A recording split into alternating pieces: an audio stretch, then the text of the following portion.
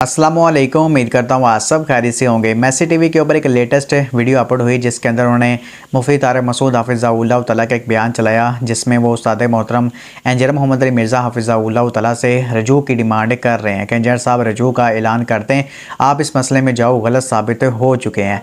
अब वो मसला ये है कि इंजीनियर साहब ने बयान किया था कि एतकाफ़ में खामन जाओ अपनी बीवी को घर तक छोड़ने जा सकता है, यानी कि रात के वक्त अगर जाओ रास्ता वगैरह ठीक नहीं है तो खामद अपनी बीवी को जो है वो घर तक छोड़ने जा सकता है। ठीक है, तो इसके ऊपर इंजीनियर साहब ने काफ़ी सारे हवाले दिखाए थे, लेकिन मुफ्ती तारिक मसूद साहब ने कहा कि भाई ये जो हवाले आप दिखा रहे हो ना, ये बिल्कुल भी ठीक नहीं है, ऐसी कोई भी हदीस मौजूद नहीं है। अंजल मिर्ज़ा को अरबी आती नहीं है, कुछ आता नहीं है और ये एवं जो मसले बयान करना शुरू कर देता है। इसके अलावा जो वो अंजल मिर्ज़ा को बहुत सारे लोग सुनते हैं, लिहाजा अंजल मिर्ज़ा इसके ऊपर रजू का ऐलान कर दे। ठीक है, तो अब यहाँ पर मैं मुफ्ती तारिक मसूद साहब का क्लिप आपको दिखाऊंगा और उसके बाद फिर मैं आपको इंजीनियर मोहम्मद अली मिर्ज़ा साहब का बयान दिखाऊंगा, जिससे आपको ये बात 100% क्लियर हो जाएगी कि मुफ्ती तारिक मसूद साहब इंजीनियर साहब से रजू की डिमांड कर रहे हैं, हालांकि खुद मुफ्ती तारिक मसूद साहब इस मसले में गलत हैं।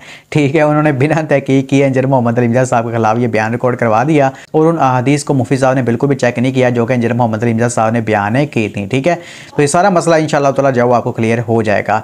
तो चलें यहाँ पर पहले आप मुफ्ती तारिक मसूद साहब का क्लिप देखें, उसके बाद फिर मैं आपको इंजीनियर मोहम्मद अली मिर्ज़ा साहब का बयान सुनाता हूँ। ये चूंकि एतकाफ का मसला है, लाखों करोड़ों लोगों तक मसाइल जाते हैं, एतकाफ लोगों के टूटेंगे, इसलिए मुझे अभी शौक नहीं है कोई झेलम स्टेशन पे बार बार पहुंचने का। अभी झेलम से किसी ने मसला पूछा है इंजीनियर साहब से, तो उन्होंने जवाब दिया कि अपनी बीवी को छोड़ने के लिए भी आप घर जा सकते हो, आपकी वाइफ आएगी ना मिलने के लिए, तो आप उनको छोड़ने के लिए एतकाफ से बाहर घर जा सकते, मस्जिद से बाहर आप जा सकते हैं, घर में बेगम को अकेली हो, कोई रास्ते में डाकू आपको लौटने पहुंचा के आ जाए आप उनको।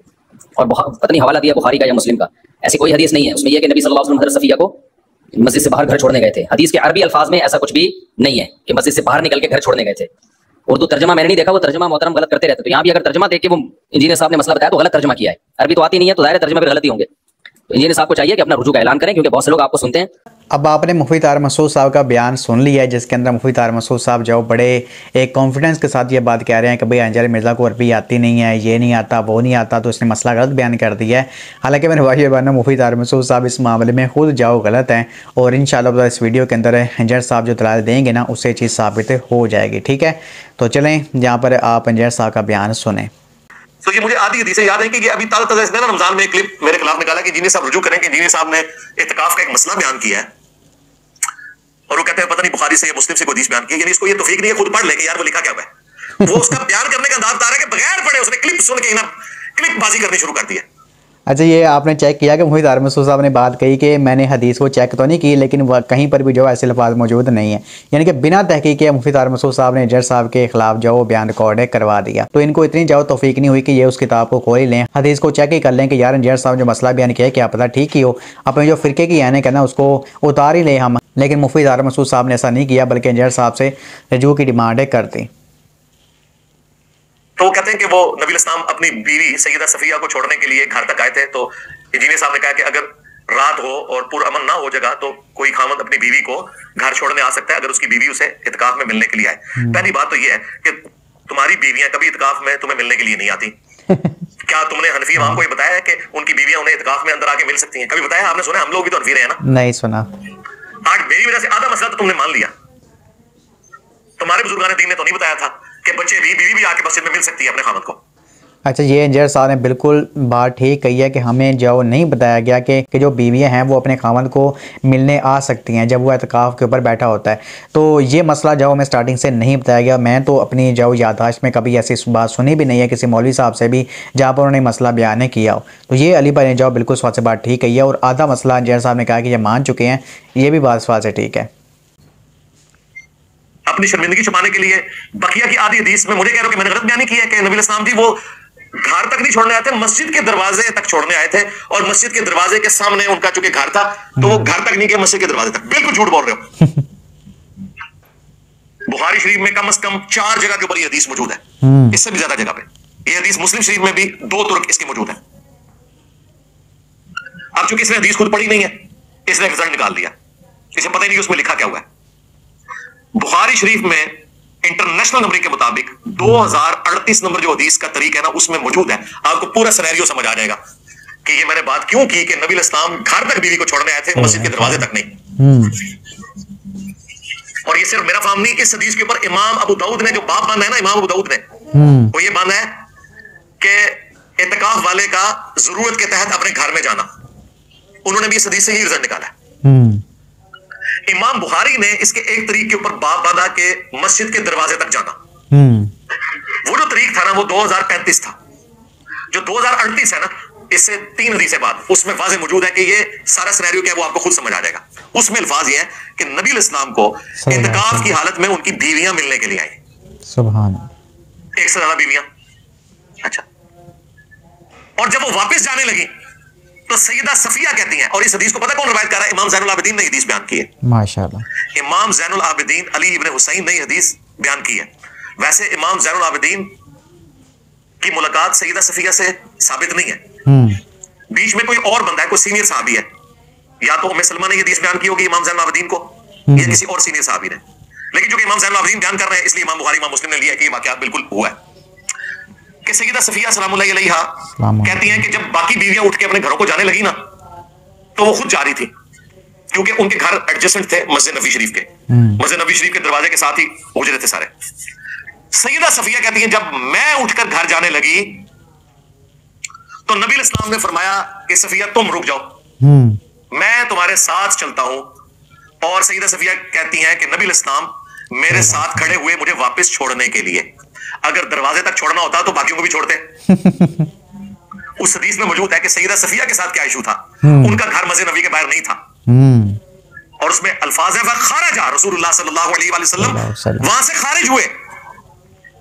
और यह भी मौजूद है कि सैयदा सफिया उसामा इब्न ज़ैद की हवेली में उनका घर था।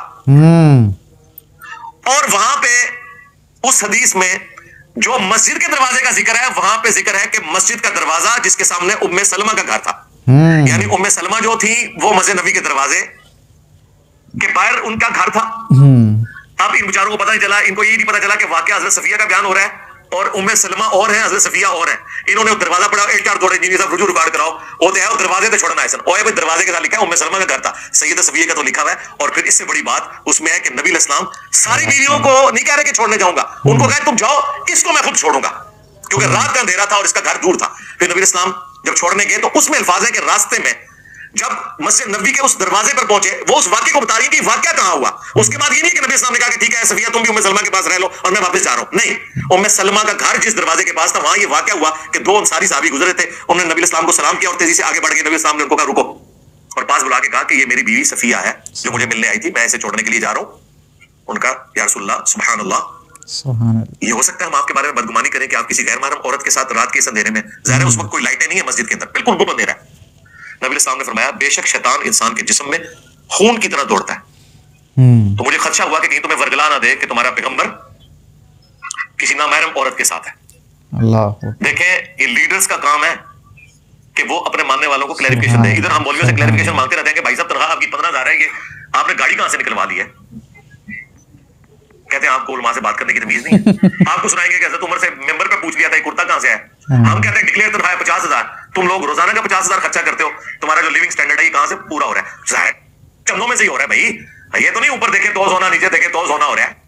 अच्छा, यहाँ पर इंजीनियर मोहम्मद रमज़ा साहब ने आप देख लें कि हवाला दिया है और ये चीज़ साबित किया है हदीस से कि इंजीनियर मोहम्मद रमज़ा साहब का जो मौक़िफ़ है बिल्कुल ठीक है कि आप कोई खामद होता है वो इत्काफ़ पर बैठा हुआ है तो वो अपनी वाइफ को रात के अंधेरे में आप समझ लें कि घर तक छोड़ने जा सकता है अगर कोई रास्ता इस वास्ते ठीक नहीं है। तो ये बिल्कुल जाओ इस वास्ते मसला ठीक है। मुफ्ती तारिक मसूद साहब को इस मसले में जाओ गलती लगी है और उन्होंने बिना तहकीक किए इंजीनियर मोहम्मद अली मिर्ज़ा साहब के ऊपर आप समझ एक तरह का झूठा इल्ज़ाम लगा दिया कि भाई अंजलि मिर्ज़ा ने गलत मसला बयान किया और हदीस में कोई भी ऐसे वैसे अल्फाज मौजूद नहीं है।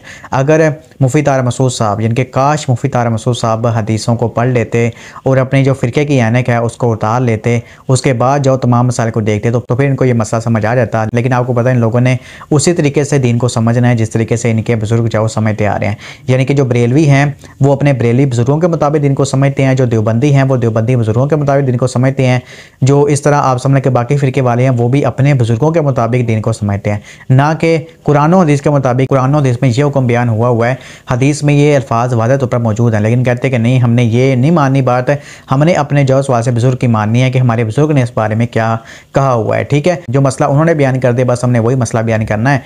और आपने देखा मुफ्ती तारिक मसूद साहब साहब एक मसले के अंदर वो ये बात कह रहे थे कि भाई इमाम अबू हनीफा ने भी रहमहुल्लाह तआला कोई इसके ऊपर जाओ कोई दलील दी हो तो आप भी तलाश करें, मैं भी तलाश करता हूँ। तो इस तरीके का आपको पता ही लोग बयान देते हैं।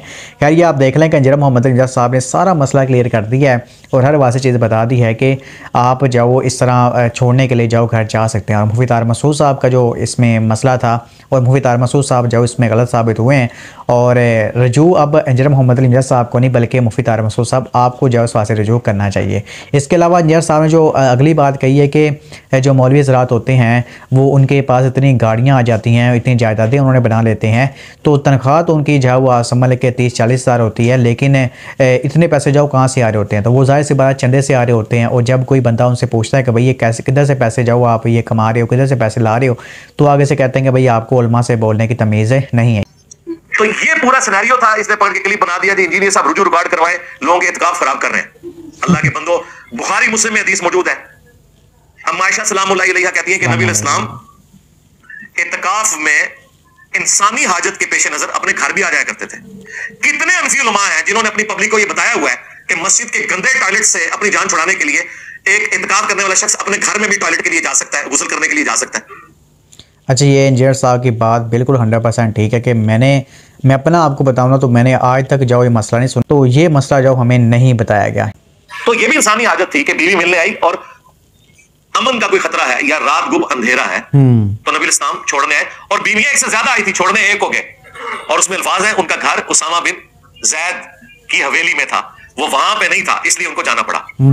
तो ये जो इसने बात की थी तो मैंने इसलिए इतनी लंबी बात की कि तुम्हारे मुफ्ती तकी उस्मानी को भी नहीं पता चला कि मुस्लिम शरीफ में लान अल्लाह व तुराब लिखा था, वो सबका तर्जुमा मुफ्ती तुम्हें भी पढ़ाता रहा, सबका मतलब तनकीद मुस्लिम में वाज़े मौजूद था, लान अल्लाह व तुराब। वो बेचारा बुखारी की रिवायत लेके ही ना साइड पे हो गया, वो हदीस मुस्लिम में थी 6229 लान अल्लाह व तुराब था। और तुम्हारे मामू से मुताल्लिक 6220 वो भी नहीं उसने बताई, वो मैंने आज बता दिया। जिस तरह तुम्हारे उलमा आधी हदीसें तुमसे बयान करते हैं उसी जगह पे चलते हुए तुम भी आधी हदीसें पढ़ के या सुन के, पढ़ते कहां बेचारे पढ़े खुद तो इनको पता चल जाए कि लिखा क्या हुआ है, और हमसे रुजू रिकॉर्ड करवाते हो। हम अपना रुजू रिकॉर्ड करवाने के लिए तैयार हैं इंशाअल्लाह ताला। जहां पे गलती होगी, मेरे ही 10 रुजू रिकॉर्ड है, तकी उस्मानी साहब के कौन से रुजू रिकॉर्ड है, जरा वीडियो को दिखाए मुझे कि मैं रुजू करता हूं। ये हमारा ही हौसला है अल्लाह के फजल से, क्योंकि हमारे लिए प्रायोरिटी कुरान और सुन्नत है। और हम अपने स्टूडेंट्स को भी कहते हैं कि मैंने कोई बात बयान की, अगर तशरीह के तौर पर मैंने कोई अल्फाज बोले, आप उससे एग्री नहीं करते, कोई मसला नहीं, आप टेक्स्ट को फॉलो करें। अब मुझे बताएं क्या रह जाएगा जब ये हदीस के सारे रेफरेंसेस लगेंगे? तो फिर इनको चाहिए अपने बड़ों के ऊपर रोएं जिन्होंने इनकी तरबियत गलत की थी। हमारा काम तो सिर्फ समझाना है। ये तो मेरे भाई बहनों आपने इंजीनियर साहब का बयान सुना है, तो आप देख लें कि मुफ्ती तारिक मसूद साहब डिमांड कर रहे हैं अंजर मोहम्मद इमदाद साहब से रजू की, लेकिन खुद मुफ्ती तारिक मसूद साहब की इस मामले में जो तहकीक कमज़ोर थी और बिना जो तहकीक किए बिना रिसर्च किए उन्होंने अंजर मोहम्मद इमदाद साहब के ऊपर ये बात कह दी कि भाई ये इस मसले में रजू करें। उन्होंने गलत मसला बयान किया है, हालांकि हकीकत का जो से कोई भी लेना देना नहीं था। अब अंजर मोहम्मद इमदाद साहब ने हदीस से जो हवाले दिखा दिए हैं, तो अब मैसी टी वालों को चाहिए कि वो अंजर मोहम्मद इमदाद साहब का ये बयान भी अपने चैनल के ऊपर जब अपलोड कर दें और ये बात को एक्सेप्ट करें और रजू का ऐलान करें मुफ्ती तारिक मसूद साहब भी और वो भी कि भाई हमने इस मसले को जाओ समझने में गलती की है और हमसे इस बात से गलती हुई है। ठीक है, बाकी इसके अलावा मैं आपको बता दूं कि अंजर मोहम्मद इमदाद साहब की जहाँ पर गलती होती है वो अपनी गलती को जाओ एक्सेप्ट करते हैं कि हाँ यार यहाँ पर मुझसे गलती हुई है, वो रजू का ऐलान भी करते हैं। लेकिन इनके जो अपने बड़े मुफ्तियान कराम हैं उन्होंने जाओ कितने के रजू इस वास्ते किए हुए हैं, यानी कि मुफ्ती तकी उस्मानी हफिज़हुल्लाह तआला ने कितने रजू इस वास्ते किए हुए हैं, कोई उनका जो इस वास्ते स्टेटमेंट हमारे सामने नहीं आती है। तो अंजर साहब का ही हौसला है कि अगर उनसे कोई मसला समझने में गलती लग जाती है तो वो उसके ऊपर रजू भी करते हैं। ठीक है, तो क्योंकि मेन हमारे लिए प्रायोरिटी कुरान और हदीस है, ना कि कोई शख्सियात है कि भाई हमारे बुजुर्ग ने ये चीज़ बयान कर दी है तो बस उसके बाद भी कोई दलील होगी, हदीसें हमें जितनी मर्जी दिखाई जाओ हमने इसको फॉलो नहीं करना, हमने अपने बुजुर्ग की बात को फॉलो करना है। तो ऐसा जो अंजर मोहम्मद इमदाद साहब का हिसाब नहीं है। तो ये मैंने आपको बता दिया, बाकी आप इस बारे में क्या सोचते हैं मेरा ज़रा कमेंट सेक्शन में जरूर करें। अल्लाह पाक से दुआ करते हैं कि अल्लाह पाक हम सबको कुरान और हदीस पर अमल करके अब इस बात पहुँचाने की भी तौफीक अता फरमाए। आमीन। अस्सलामु अलैकुम व रहमतुल्लाहि व बरकातुहू।